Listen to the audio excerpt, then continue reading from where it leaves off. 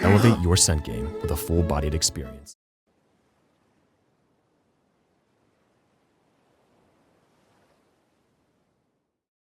Transform your shower with Dove Men Plus Care. I like the dinosaurs better than I like hot dogs. Luce per fare Lili, la li la, Olio su si paga chimpanzini, bananini. I would consider myself a pretty nice guy, and I don't think I've ever crashed out before. However, yesterday I caught my creepy neighbor brutally diddling my dog, and so I decided to unleash the full power of the Alpha Sigma male. I began by grabbing him by the dingling, and I stretched it so long that I was able to tie him around one of those electric line poles. Next, I took some of my dog's poo and shoved it up his ass and finally taped it shut with duct tape. Anyways, apparently I'm not the only nice person that has snapped before, when nice people snapped in history by serious history. Being pushed over the edge mentally is not just a modern thing, and here are 3 times it happened in history with some pretty severe consequences. Number 1. Jeanne de Clisson. It's the year 1300, and a red-haired baby girl is born to a minor noble family in Brittany. Her parents name her Jeanne, and as they lean down to look at their adorable newborn baby, they smile and say, "Jackpot!" You see, Jeanne was a beautiful child, a very valuable asset in those days. So as soon as she was old enough, her parents eagerly married her off to a noble in exchange for a whole lot of land. And so I guess you could say that she was born with good genes. Not funny. Okay, you get it. You sort of get it because it's like her name is Jean. Like it's like the French name Jean, but like they said jackpot because she was born with good genes. Yeah. Being just 12 years old, Jeanne probably had no idea what love was. So she just went along with the plan and quickly had 2 kids with this guy and accepted that this was probably what her life was going to be. But 14 years later, her husband unexpectedly dies, and as a 26-year-old single mother in the Middle Ages, she needs to find someone else to marry to take care of her and her kids. She was still very young, and according to historical accounts, still super hot, so she quickly marries a member of the Breton ruling family. But his family thinks their guy would be better off marrying someone a little richer, and so they get the Pope to quickly annul their marriage. Jeanne then meets and marries another Breton noble named Olivier de Clisson. And this time, the vibes are completely different. Against all odds, in a time when marriage between nobles was usually just political, Jeanne and Olivier fall madly in love. Bro, how many times is this person gonna get married? She's getting passed around like a blunt at a college party. And what's the Austrian painter doing here? I thought he was from a different time period, was he? They go on to have 5 kids together, and life is perfect. A loving husband, beautiful children, wealth and power. What more could you want? But everything changes in 1341 when the Duke of Brittany dies without leaving a clear heir, and the family feud over who gets to be the next duke spirals into a 30-year war called the Breton War of Succession. The kings of England and France both rubbed their hands together, spying an opportunity to ensure the new duke would support them in their own 100 Years' War. So the English support John of Montfort, the half-brother of the Duke, while the French supported his niece and her husband Charles de Blois. Bro, why does it look like this is some NBA draft? Why does it look like this homeless guy just got drafted pick number 1 in the NBA? So it's a war between the NBA and the WNBA. So this person picks someone else for the WNBA draft, and they're going to war against the NBA and then the number 1 pick. Jeanne and her husband choose to support Charles de Blois and side with the French and their king Philip VI. Fighting for the French, Olivier and his army recapture the lost city of Vannes, but the victory is short-lived and the English quickly take it back.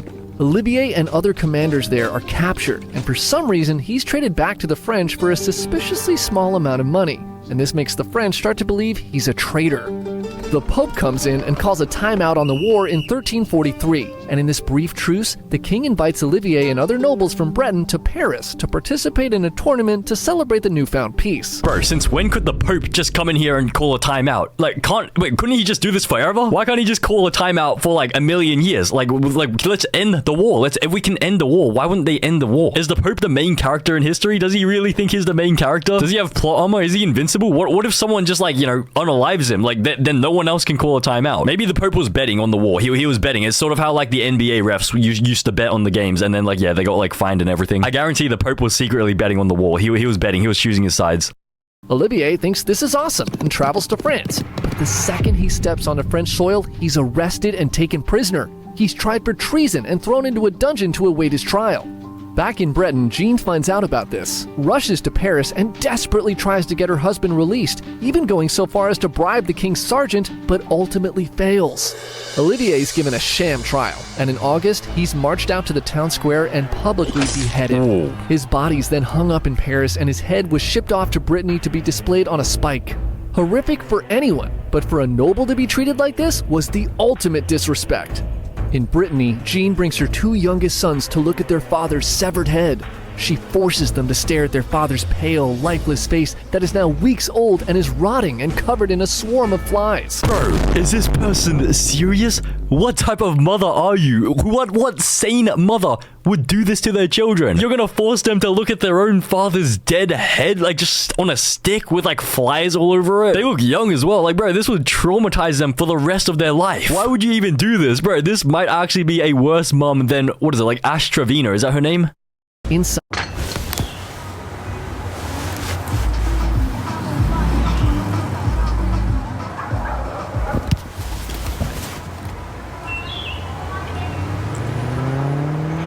she boils with rage and refuses to let her children look away.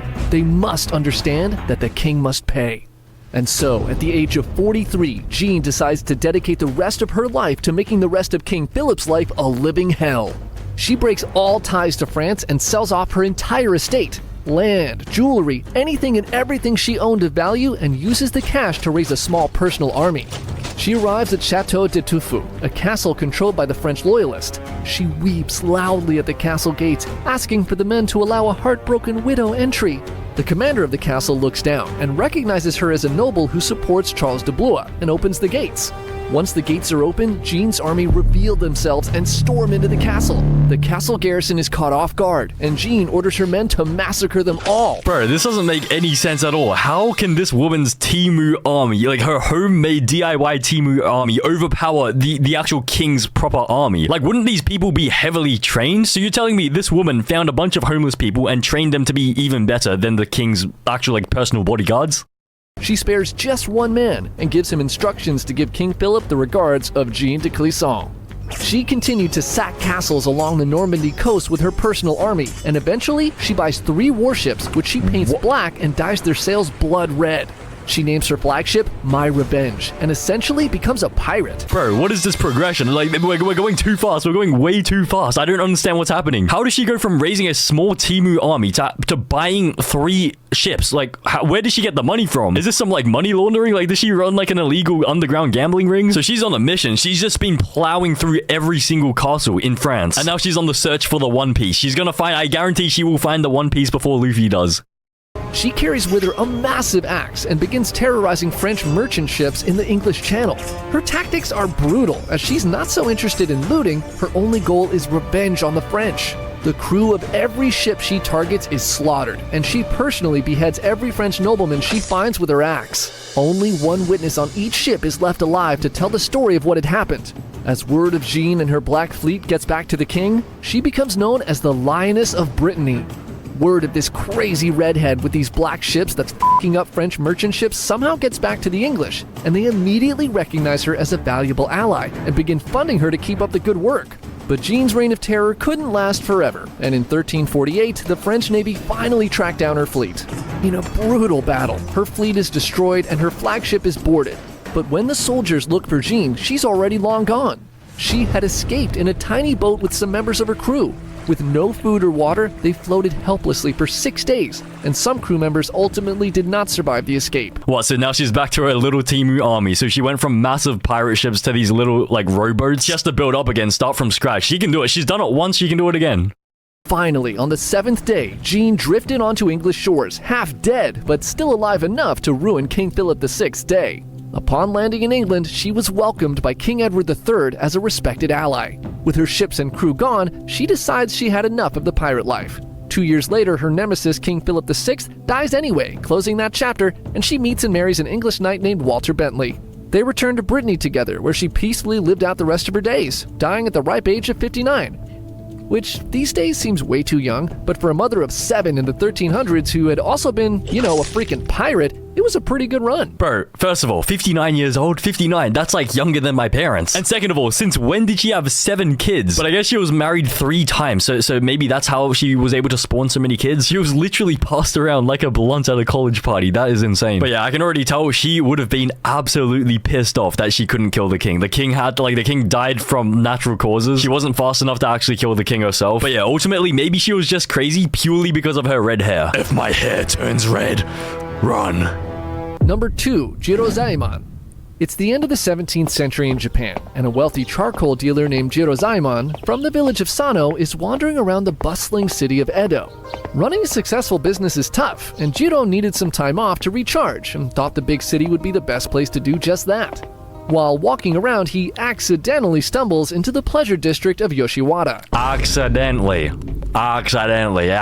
know what? I've accidentally tripped on a rock and I started violently sprinting towards the nearest pleasure district accidentally because of the rock that made me go towards that direction down the hill. Whoops, how did that happen? Whoops. And there, he finds himself surrounded by the most beautiful women who all smile at him as he passes by. Jiro cannot help but stare back in awe and wave sheepishly as this was something he was totally not used to. You see, due to a case of smallpox he suffered as a child, his face was badly disfigured, and no woman back home would even look at him or give him the time of day. As he wanders around Yoshiwara, he spots a beautiful courtesan in the distance. He rushes over to get a better look, and she's hands down the most stunning woman he has ever seen. He follows her back to her establishment and learns her name is Yatsuhashi. She's an oiran, a courtesan of the highest class who only services nobles and the ultra-rich. As a successful businessman, Jiro had money, but merchants were on the lowest rung of the social ladder. Could he even have a shot to buy some time with this goddess of a woman? But to his surprise, Yatsuhashi... Ready for move-in day? Wayfair's got you covered. Get set for the semester with Wayfair's Campus Essentials.